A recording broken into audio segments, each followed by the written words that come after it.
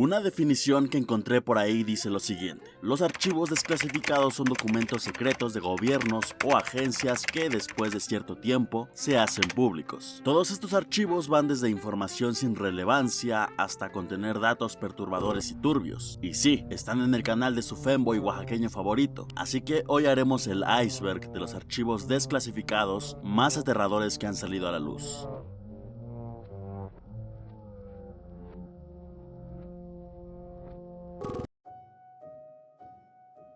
Vamos a empezar con el que todos conocen o al menos han escuchado hablar sobre él, y es por eso que está en este punto del iceberg, porque todo el mundo lo conoce, el MK Ultra. En 1950, en plena Guerra Fría, a la CIA se le aguadó el calzón pensando en que la Unión Soviética estuviera desarrollando técnicas de control mental. Esto hizo que el primer director civil de la CIA, Allen Dulles, autorizara el proyecto MK Ultra en 1953, con el objetivo de investigar cualquier técnica de control mental como el uso de sustancias ilícitas, los interrogatorios, etc. Usando sustancias mágicas como el LSD y otras técnicas no tan mágicas como las descargas eléctricas, la hipnosis, el aislamiento sensorial y el abuso sexual y verbal, llevaron a cabo el experimento con un montón de personas que ni siquiera sabían que estaban participando en un experimento y sin su consentimiento. Todas estas horribles acciones fueron llevadas a cabo en varios hospitales alrededor del país. Como podía esperarse, las personas que se vieron sometidas a estos experimentos después sufrieron depresión, alucinaciones, paranoia y pérdida de memoria. En los documentos se habla de que el gobierno usó a mujeres que vendían su cuerpo para atraer a las personas a las que obligaron a someterse a los experimentos. El MK Ultra duró todo un año hasta que fueron obligados a parar. Las familias de las personas afectadas pusieron demandas, se tuvieron que promulgar varias leyes para impedir que esto volviera a pasar. ¿Y todo para qué?,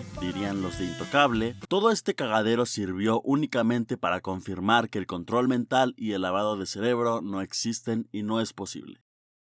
En 1960 las cosas estaban bastante tensas entre Estados Unidos y Cuba. Una revolución cubana estaba llevándose a cabo bajo la tutela de Fidel Castro, a Estados Unidos se le aguadaba el calzón pensando en el ascenso del comunismo y varias cosas más que yo no sé porque no soy cubano. El punto está en que en 1962 surgió el plan Operación Norwoods, un plan propuesto por el Departamento de Defensa de los Estados Unidos, y su objetivo principal era buscar algún pretexto para crear una invasión militar estadounidense en tierras cubanas. El plan llevaría a cabo diferentes estrategias para lograr su objetivo. Número 1, simular ataques terroristas contra ciudades estadounidenses. Número 2, secuestrar aviones y hacerlos explotar culpando a Cuba. Número 3, hundir barcos de refugiados cubanos y culpar a la Marina cubana. Y número 4, crear incidentes que simulasen ataques cubanos a bases militares estadounidenses. Por fortuna de todos, el presidente John F. Kennedy los mandó a tomar por saco y la operación no tuvo ni tiempo de empezar. El archivo desclasificado de la operación Norwood salió a la luz en 1997.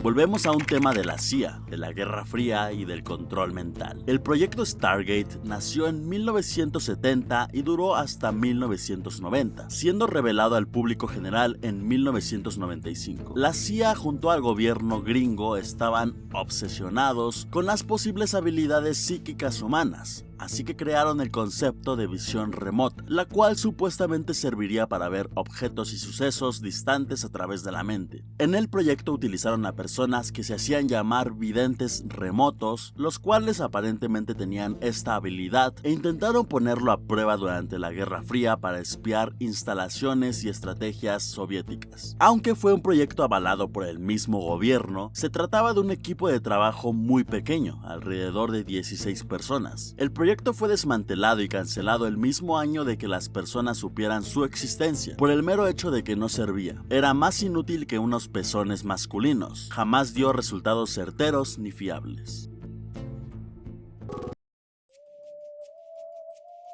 El proyecto Libro Azul pasó bastante desapercibido hasta que le hicieron su propia serie. Su principal objetivo fue analizar el fenómeno OVNI y fue llevado a cabo por la Fuerza Aérea de los Estados Unidos desde 1952 hasta 1969. No solo querían analizar los posibles avistamientos extraterrestres, sino que querían determinar si estos avistamientos eran un peligro para la seguridad nacional. En las investigaciones clasificaron los avistamientos en 3 posibles categorías: identificados, no identificados e insuficientes datos, de los cuales alrededor de 700 quedaron en insuficientes datos. El Dr. Allen Hynek, astrofísico encargado del proyecto y quien al principio se mostraba bastante escéptico, poco tiempo después admitió que muchos de los avistamientos que logró ver no tenían una explicación terrenal. Al final, el proyecto Libro Azul fue cerrado y se llegó a la conclusión de que no había riesgo a causa de estos avistamientos. El documento oficial lo pueden encontrar si deambulan por ahí en internet, por si les interesa leer más sobre esto.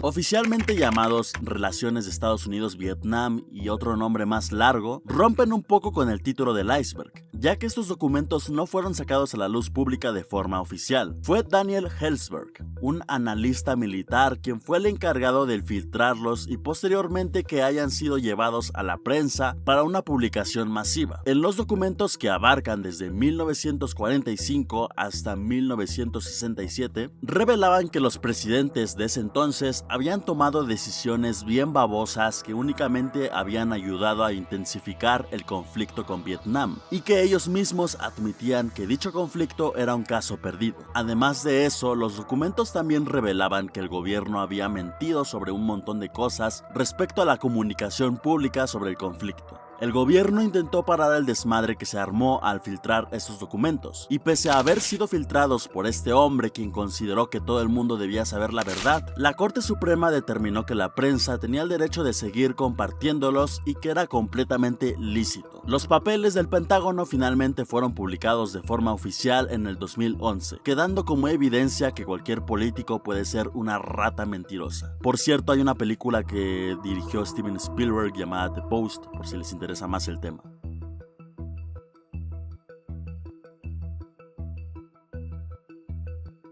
En los años 50 estaba en pleno auge la fascinación por el fenómeno OVNI. Todo el mundo estaba interesado en el tema y todos juraban haber visto uno. Con todos me refiero también a los gobiernos. En el afán de Estados Unidos de superar a todos sus adversarios, empezaron a crear aviones con una filosofía de diseño similar a las de las naves extraterrestres ficticias. El objetivo era crear una nave extremadamente rápida y que pudiera tomar altitudes de 100.000 pies en pocos segundos, despegando de forma vertical. Para que se den una idea, los aviones comerciales pueden alcanzar una altura de 30.000 pies de altura. El nombre del avión fue Abrocar, y sí, esta es una foto real. Como podrán darse cuenta, tiene la forma de un platillo volador, tal y como la ficción siempre ha retratado a las naves extraterrestres. El proyecto finalmente fue cancelado en 1961 debido a que el Abrocar demostró ser bastante inestable y difícil de manejar.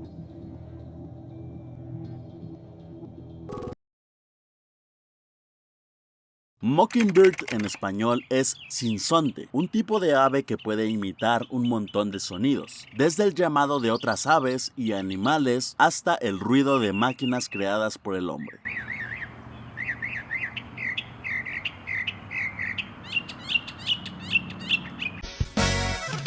¿Será que yo encontré?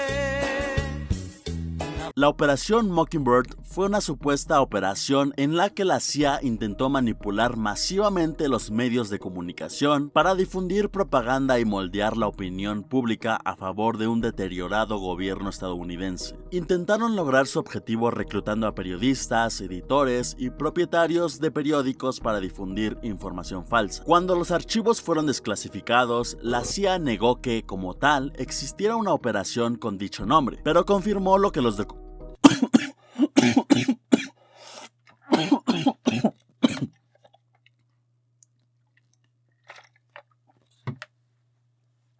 pero confirmó lo que los documentos decían. La CIA sí tuvo relación con muchos medios de comunicación, entonces es un 50-50 la veracidad de esto. Existió, pero no se llamó de esta forma.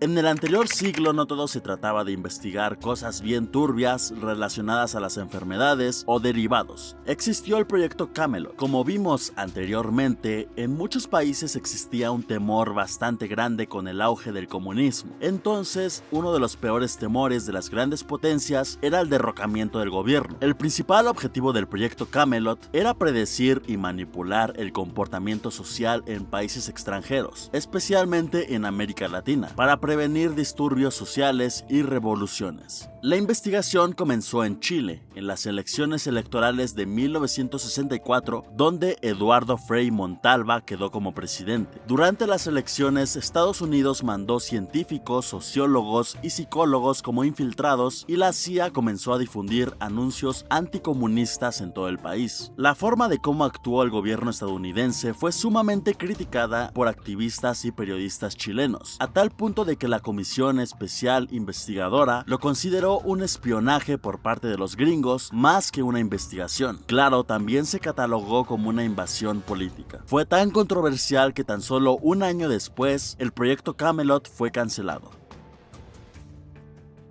Como veremos más adelante, la radiación era un tema que llamaba mucho la atención, pues se conocían las ventajas, pero aún se desconocían los riesgos. El experimento Green Run fue el inicio para un montón de cosas venideras turbias. El experimento consistió en una liberación intencional de yodo 131 en Hanford, una ciudad de Washington. El yodo 131 es un material radiactivo conocido por causar cáncer de tiroides, especialmente en infantes. Pese a que la liberación de este material se comunicó de forma pública, no quita el hecho de que es algo atroz, pues este experimento fue hecho en 1949 y el conocimiento respecto a estos materiales era muy limitado. No sabían exactamente qué podían causar con su liberación. Peor aún, el objetivo ni siquiera era ver qué causaba en las personas o en el medio ambiente. Únicamente querían comprobar cómo sería la propagación de materiales químicos en caso de un accidente nuclear. Décadas después, con los archivos desclasificados, se reveló que sí se había comunicado a las personas de este experimento, pero no especificaron a qué magnitud lo harían. Nunca se supo el verdadero impacto ambiental y humano que tuvo el experimento Green Run, pero sí se sabe que hubo un incremento de casos de personas con cáncer de tiroides en años posteriores.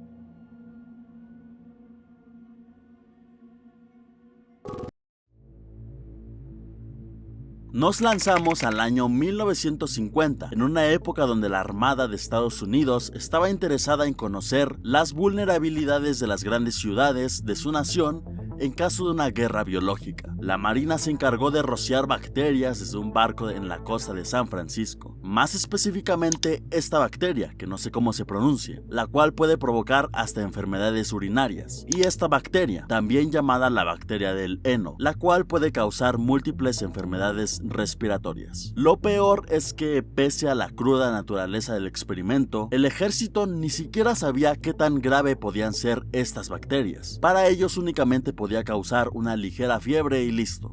Pero no, desde que comenzó el experimento se notó un gran incremento en personas con infecciones urinarias en gran parte de San Francisco. 10 personas tuvieron que ser llevadas de emergencia al hospital y una falleció. Existen rumores respecto a este experimento de que fue hecho en otras partes del país, pero no hay ninguna prueba fehaciente. El experimento permaneció en secreto hasta 1970 y, contrario a los demás experimentos que hemos visto en el iceberg, este fue considerado un éxito, ya que se comprobó que es bastante fácil esparcir bacterias en grandes urbes de forma rápida e imperceptible.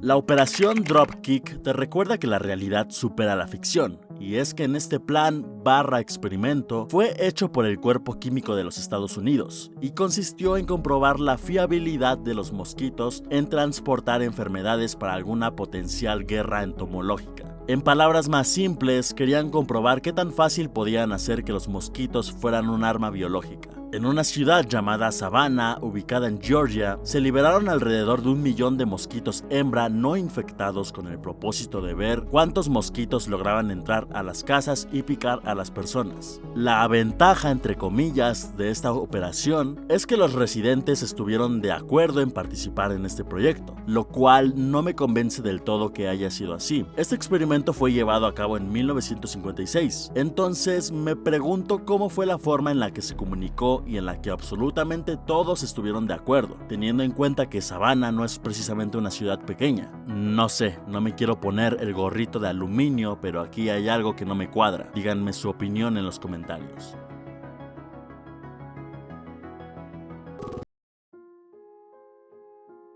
Además de los ovnis, otra cosa que constantemente se estaba estudiando era la radiación, y algo que causaba más curiosidad era el efecto que la radiación podría tener en los seres vivos. Para el proyecto Sunshine se utilizó como punto de partida el qué pasaría en caso de una lluvia radiactiva o un accidente nuclear. El núcleo de la investigación fue el estroncio 90, un isótopo radiactivo comúnmente utilizado en la medicina para tratar ciertos tipos de cáncer, pero fuera de eso es altamente peligroso, ya que se adhiere a los huesos de forma muy fácil, causando cáncer de huesos y de médula ósea. Obviamente debe tener su punto turbio para estar en este punto del iceberg, y es que el gobierno estadounidense compró restos de bebés muertos para realizar las pruebas de la radiación. El problema está en que no se le notificó a los familiares de esto. Muchos ni siquiera supieron que sus pequeños familiares difuntos fueron usados para este experimento. Una madre quiso reclamar el cuerpo de su difunta hija, pero el gobierno se negó a dárselo ya que le habían quitado todas las extremidades. Se levantó un gran debate sobre la ética de las investigaciones científicas luego de que, en 1956, el proyecto fuera sacado a la luz.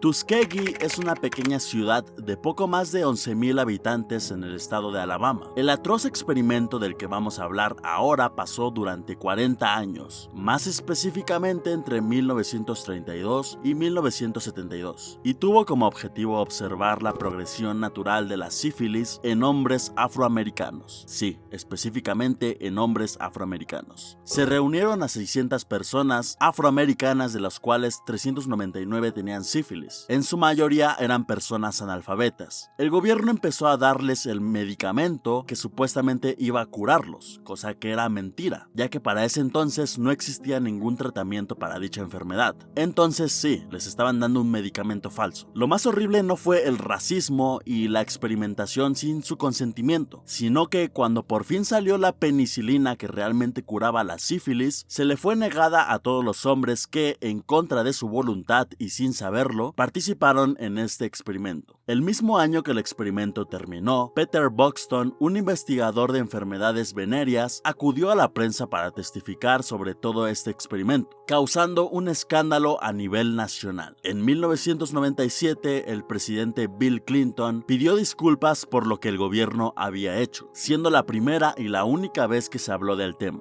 Cabe resaltar que 2 años antes de que terminara el experimento, solo 74 personas de las 399 seguían vivas. 28 personas fallecieron de sífilis directamente y otros 100 fallecieron por complicaciones relacionadas. Como las personas sometidas al experimento no sabían qué tenían y el gobierno les dijo que tenían únicamente sangre mala, ellos continuaron su vida de forma normal, haciendo que 40 esposas de los involucrados se contagiaran de sífilis, y de esos matrimonios nacieron 19 infantes con sífilis congénita.